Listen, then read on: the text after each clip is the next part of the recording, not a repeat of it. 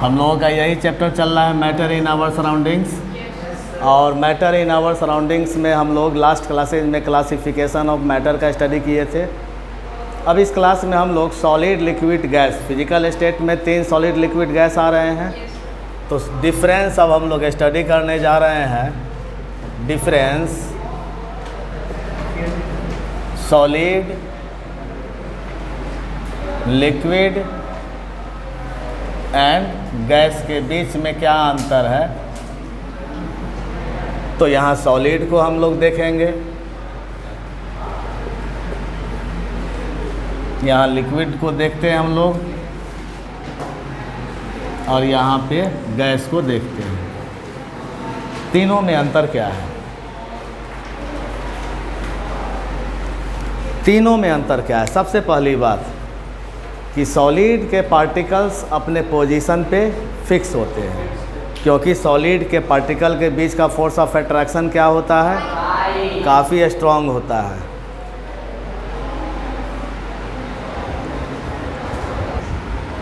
तो particles of solids are very strong in nature. जो भी मैटर है, मैटर के कंस्टिट्यूएंट्स पार्टिकल कौन कौन से हैं? एटम साइंस मॉलिक्यूल हैं। तो सॉलिड के जो पार्टिकल्स हैं, इनके बीच का फोर्स ऑफ अट्रैक्शन क्या है? काफ़ी स्ट्रॉन्ग है। तो पहला point, strong force of attraction. Right अभी नहीं करना। Strong force of attraction between particles. इनके पार्टिकल्स के बीच का फोर्स ऑफ अट्रैक्शन क्या है? स्ट्रॉन्ग है। क्लियर? सेकेंड पॉइंट, स्ट्रॉन्ग होने के कारण से पार्टिकल्स अपने पोजीशन पे फिक्स हो जाते हैं। तो particles are fixed on their position. अपने ही पॉइंट पे, जिस जगह पे पार्टिकल हैं, उसी जगह पे पार्टिकल क्या हो जाता है? फिक्स हो जाता है। और फिक्स होने के बाद वो अपने पोजीशन पे सिर्फ वाइब्रेट करते हैं। एंड वाइब्रेट विथ किस मोशन से? Vibratory motion. अब वाइब्रेट होने का रीज़न क्या है? वाइब्रेट होने का इसलिए रीज़न है कि पार्टिकल्स जो हैं अपने ही पोजीशन पे क्या हो जाते हैं? फिक्स हो जाते हैं। जब पार्टिकल अपने पोजीशन पे फिक्स हो गए, इसके पीछे का रीज़न क्या है? Strong force of attraction. तो प्रत्येक पार्टिकल एक दूसरे को अपने तरफ खींच रहा है। सारे पार्टिकल के बीच का फोर्स ऑफ अट्रैक्शन स्ट्रॉन्ग है। तो सारा particle strong force of attraction apply कर रहा है एक दूसरे को खींचने के लिए, लेकिन कोई एक दूसरे को खींच नहीं पाता है। नतीजा ये होता है कि जहाँ पे वो रहते हैं उसी पोजीशन पे फिक्स हो जाते हैं। और चूँकि फोर्स ऑफ अट्रैक्शन तो सब अप्लाई कर रहा है एक दूसरे पार्टिकल को खींचने के लिए, खींच तो नहीं पा रहा है। इस खींचतान में ये क्या होता है? अपने ही पोजीशन पे ये इस तरह से वाइब्रेट करना शुरू कर देते हैं। तो किस मोशन से वो वाइब्रेट करेंगे? वाइब्रेटरी मोशन के साथ। क्लियर?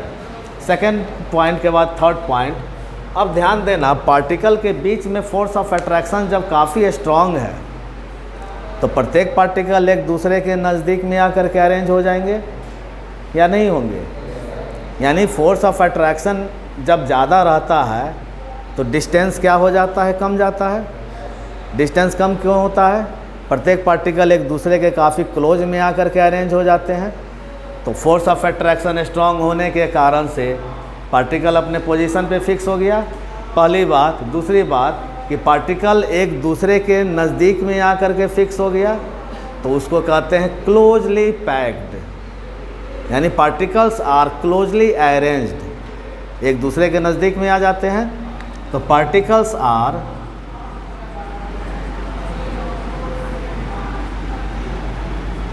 Closely arranged. जब पार्टिकल क्लोजली अरेंज हो गए तो सॉलिड के जो स्ट्रक्चर हुए, उसके स्ट्रक्चर को कैसा स्ट्रक्चर कहेंगे? Compact structure.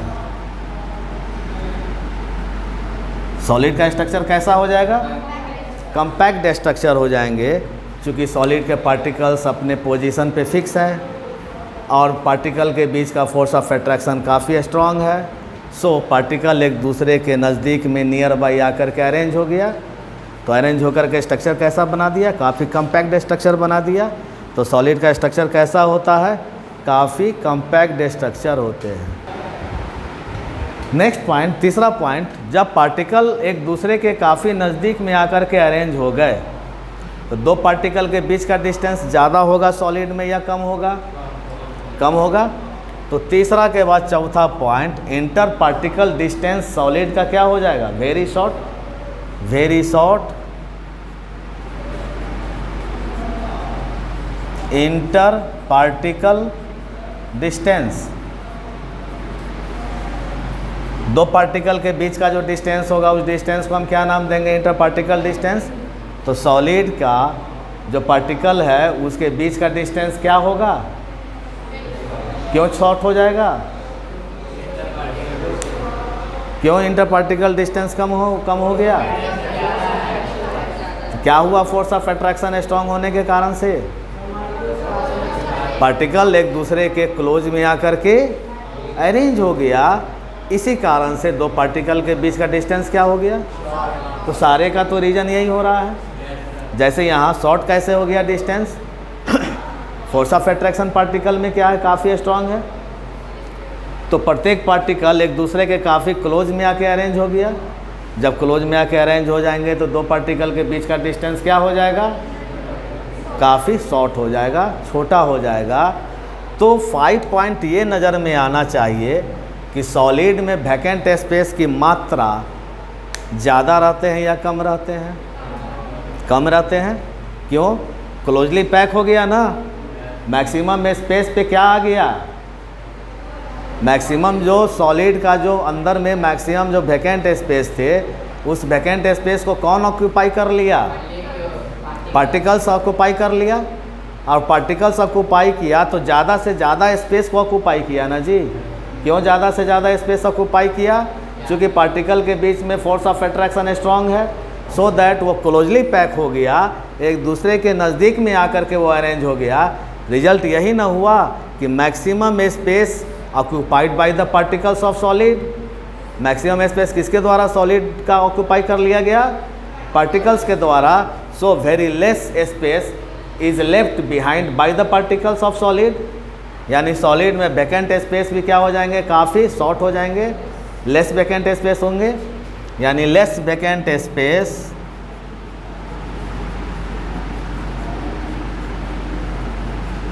In the solid. Solid में वैकेंट स्पेस क्या होंगे? कम होंगे। यही सारे पॉइंट पे क्वेश्चन है कि सॉलिड में वैकेंट स्पेस कम क्यों होते हैं? Very less vacant space in solid, justify this statement. आप जस्टिफाई करें कि दिस स्टेटमेंट के बारे में क्या आप बोलेंगे?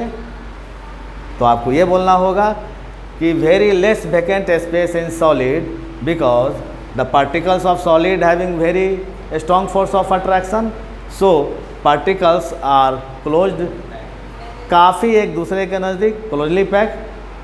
तो क्लोजली पैक हो जाने के कारण से maximum space of the solid is occupied by the particles. Maximum space solid का किसके द्वारा ऑक्यूपाई कर लिया गया? पार्टिकल के द्वारा। तो काफ़ी कम स्पेस पार्टिकल के द्वारा छोड़ा गया। कोई प्रॉब्लम समझने में? 6 पॉइंट। अब देखो, जब पार्टिकल की संख्या ज़्यादा होंगे तो सॉलिड का मास क्या होगा? प्रत्येक पार्टिकल का मास होगा, तो मास सॉलिड का ज़्यादा होगा। अब मास जब ज़्यादा होगा, पार्टिकल ज़्यादा है तो मास ज़्यादा होगा, और पार्टिकल अगर ज़्यादा है तो ज़्यादा स्पेस ऑक्यूपाई किया तो वॉल्यूम भी ज़्यादा हुआ या नहीं हुआ? तो हम एक पॉइंट का स्टडी करते हैं, m/v बराबर d, मास पर वॉल्यूम बराबर डेंसिटी। तो सॉलिड का डेंसिटी क्या हो जाएगा? वेरी हाई हो जाएगा। क्यों? सॉलिड का स्ट्रक्चर कम्पैक्ट स्ट्रक्चर होता है। दैट मीन्स कि सॉलिड के छोटे से टुकड़े में पार्टिकल की संख्या बहुत ज़्यादा हो सकते हैं। तो ज़्यादा पार्टिकल होंगे तो पार्टिकल का मास क्या हो जाएगा? हाई। सॉलिड का मास हाई हो जाएगा, और ज़्यादा पार्टिकल है तो ज़्यादा स्पेस ऑक्यूपाई किए हुए हैं, तो वॉल्यूम भी क्या हो जाएगा, देन डेंसिटी क्या हो जाएंगे, तो सॉलिड का डेंसिटी क्या हो जाएगा, वेरी हाई। 7 पॉइंट, सॉलिड का मेल्टिंग पॉइंट, बॉइलिंग पॉइंट क्या होगा, क्यों हाई होगा, स्ट्रॉन्ग फोर्स ऑफ अट्रैक्शन के कारण से प्रत्येक particle close strongly held up किए हुए है, तो उस पार्टिकल को तोड़ने के लिए हाई अमाउंट एनर्जी देना पड़ेगा, तब पार्टिकल टूटेंगे, पार्टिकल फ्री होंगे, और फ्री होंगे तब ना मेल्ट करेंगे या बॉयल करेंगे। तो पार्टिकल्स यानी सॉलिड का melting point and boiling point क्या हो जाएगा, very high. Melting point and boiling point क्या हो जाएगा, वेरी हाई हो जाएगा, काफ़ी हाई इनके मेल्टिंग पॉइंट और बॉइलिंग पॉइंट होंगे, क्योंकि पार्टिकल के बीच का फोर्स ऑफ अट्रैक्शन स्ट्रॉन्ग है। So strong force of attraction को तोड़ने के लिए आपको हाई अमाउंट एनर्जी प्रोवाइड करनी पड़ेगी, और जब हाई अमाउंट एनर्जी प्रोवाइड करनी पड़ेगी तभी पार्टिकल फ्री हो पाएंगे टूट करके, और जब फ्री होंगे तभी वो सब्सटेंस मेल्ट करेगा या बॉयल करेगा। क्लियर, कोई दिक्कत समझने में। 8 पॉइंट, क्या सॉलिड जो होंगे वो कंप्रेसिबल होंगे, वाई,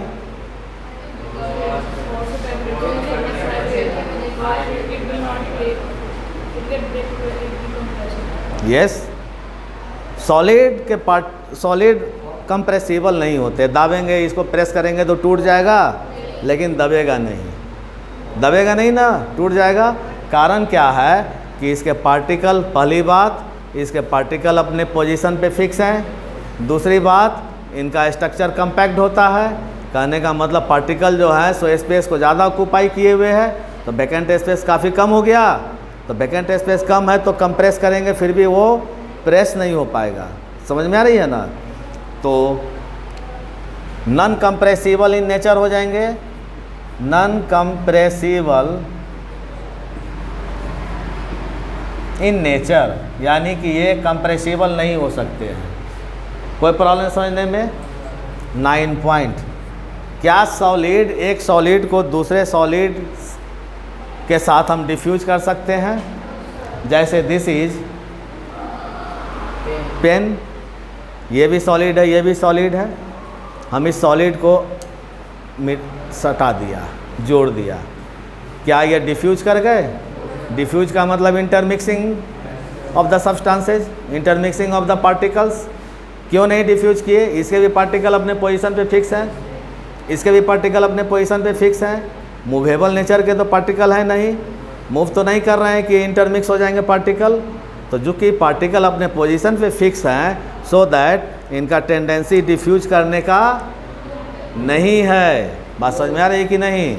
यानी कि वेरी लेस और negligible diffusion nature,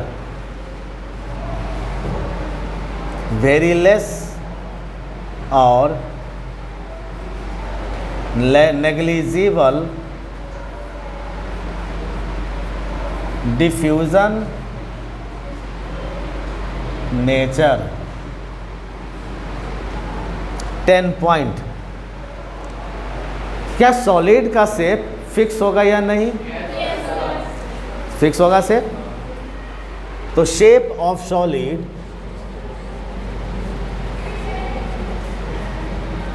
is fixed. समझ में आ रही कि नहीं आ रही है। अब देखो, सॉलिड का डेंसिटी हाई होता है, सॉलिड का वॉल्यूम फिक्स होगा या नहीं होगा। तो volume of solid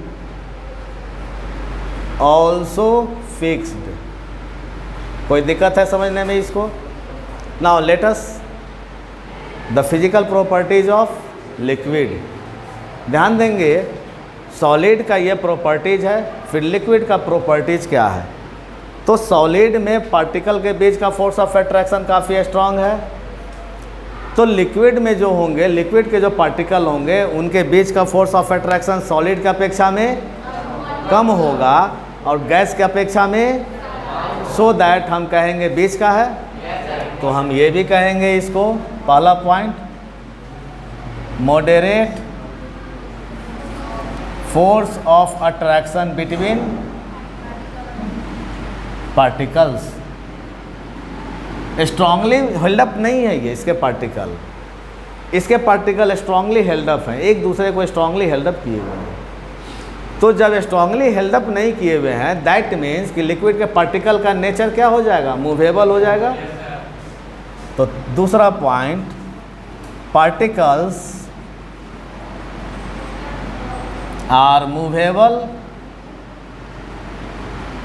in nature. जब पार्टिकल एक दूसरे को स्ट्रांगली हेल्डअप नहीं किए हुए हैं तो पार्टिकल का नेचर क्या हो जाएगा, मूवेबल नेचर के हो जाएंगे पार्टिकल का। बात समझ में आ रही है कि नहीं आ रही है? तीसरा पॉइंट, जब पार्टिकल का नेचर मूवेबल है, इसी कारण से लिक्विड को क्या कहा गया है, फ्लूइड के नाम से जानते हैं। यानी liquids are known as fluids. Fluids का मतलब, yes, very good, very smart. Fluids का मतलब substances having tendency to flow करने का टेंडेंसी। तो गैस को भी तो फ्लो करने का टेंडेंसी, ब्लो करने का। Gas blow, liquid flow. तो ब्लो, फ्लो इंग्लिश में, हिंदी में बहना। पानी भी बह रहा है और क्या बह रहा है, वाटर भी बह रहा है। तो जब फ्लो कर रहा है, मूव कर रहा है, तो मूव करने के लिए रिस्पॉन्सिबल कौन सा एनर्जी है, काइनेटिक एनर्जी। तो एक पॉइंट और देख लो यहाँ पे 11 पॉइंट, जो सॉलिड होंगे उनका काइनेटिक एनर्जी का वैल्यू नेग्लिजिबल होगा। काइनेटिक एनर्जी क्या कहते हैं, 1/2 mv² बराबर kinetic energy, the energy which possesses the movement of the substances, movement of the body, such energy is known as kinetic energy. यानी in rest condition solids having no kinetic energy. Rest condition, when force is applied to the solid, then solid moves in forward और backward direction. ये solid है, हमने यहाँ पे रख करके इसके ऊपर फोर्स अप्लाई किया, अभी ये मूव कर रहे हैं, नहीं कर रहे हैं। क्यों नहीं मूव कर रहे हैं? इनके काइनेटिक एनर्जी का वैल्यू क्या है, नेग्लिजिबल है। Clear? When force is applied, move कर रहा है कि नहीं कर रहा है, फोर्स अप्लाई किए तब ना मूव किया। यानी सॉलिड जो होंगे उनका काइनेटिक एनर्जी का वैल्यू क्या होगा, वेरी लेस और negligible in rest condition. Negligible kinetic energy in rest condition. और काइनेटिक एनर्जी का क्या होता है, 1/2 mv²। m का मतलब, b का मतलब, क्लियर? ये पॉइंट आ रहा है जी? चलो अब आते हैं, तो पार्टिकल्स, जो लिक्विड का पार्टिकल्स है वो मूवेबल नेचर का है। अब मूव करने के लिए कौन सा एनर्जी चाहिए, तो इनका काइनेटिक एनर्जी का वैल्यू इसमें है कि नहीं। तो third point, having kinetic energy, के ई का मतलब काइनेटिक एनर्जी। तो काइनेटिक एनर्जी हाई होंगे या मॉडरेट होंगे या वेरी लो होंगे, मॉडरेट होंगे। काइनेटिक एनर्जी क्या हो जाएगा, मॉडरेट हो जाएगा। क्लियर? 4 पॉइंट। अब इनके पार्टिकल का नेचर मूवेबल है, तो दो पार्टिकल के बीच का डिस्टेंस कम होगा या ज़्यादा होगा, ज़्यादा हो जाएगा ना जी। फोर्स ऑफ अट्रैक्शन कम था तब ना पार्टिकल एक दूसरे के नज़दीक में आके अरेंज हो गया। अब फोर्स ऑफ अट्रैक्शन ज़्यादा था तब ना एक दूसरे के नज़दीक में आके अरेंज हो गया। अब फोर्स ऑफ अट्रैक्शन कम रहेगा तो पार्टिकल का डिस्टेंस क्या हो जाएगा, बढ़ जाएगा। तो मॉडरेट इंटर पार्टिकल डिस्टेंस, चूँकि कंपेयर तीनों में कर रहे हैं ना, तो मॉडरेट इंटर पार्टिकल डिस्टेंस हो जाएंगे इनके। कोई दिक्कत है समझने में? 5 पॉइंट। तो जब मॉडरेट इंटर पार्टिकल डिस्टेंस है, इनका मतलब मॉडरेट वैकेंट स्पेस भी होंगे या नहीं होंगे? मॉडरेट वैकेंट स्पेस भी होंगे। तो मॉडरेट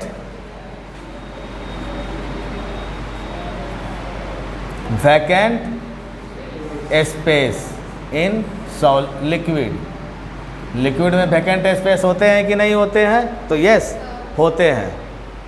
6 पॉइंट, लिक्विड का वॉल्यूम क्या होता है? फिक्स होता है। Volume of liquid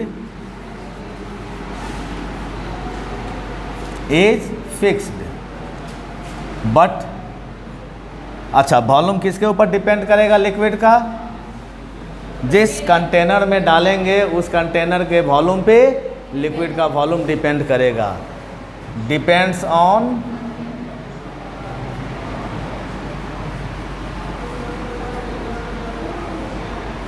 seven point. Density इनका फिक्स होगा क्या? डेंसिटी इनका फिक्स नहीं होगा। Density is not fixed. Okay, क्या लिक्विड कंप्रेसिबल हैं?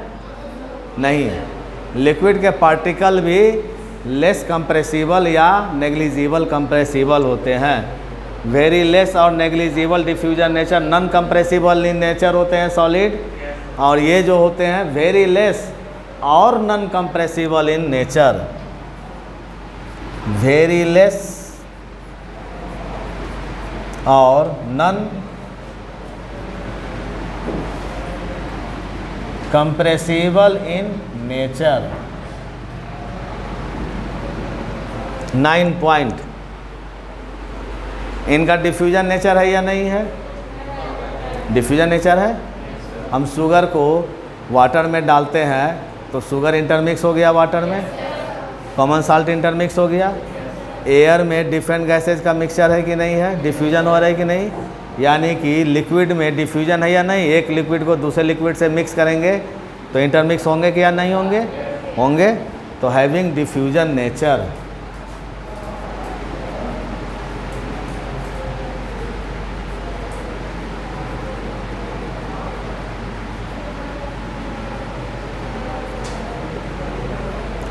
क्या इसका शेप फिक्स होता है लिक्विड का? हम जिस कंटेनर में डालेंगे उस कंटेनर के शेप का हो जाएगा liquid. So shape of liquid is not fixed. Okay, 11 point, इनका मेल्टिंग पॉइंट और बॉइलिंग पॉइंट का रेशियो क्या हो जाएगा? सॉलिड की अपेक्षा में हाई और लिक्विड के गैस की अपेक्षा में लो। तो मॉडरेट मेल्टिंग पॉइंट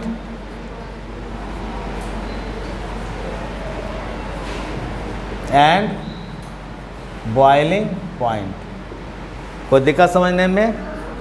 तो 11 पॉइंट हमने सॉलिड का आज देखा और 11 पॉइंट हमने लिक्विड का देखा। नेक्स्ट क्लासेज में हम गैस का हम इंट्रोडक्शन करेंगे, फिजिकल प्रॉपर्टीज़। ओके, इसको आप राइट कर लीजिए।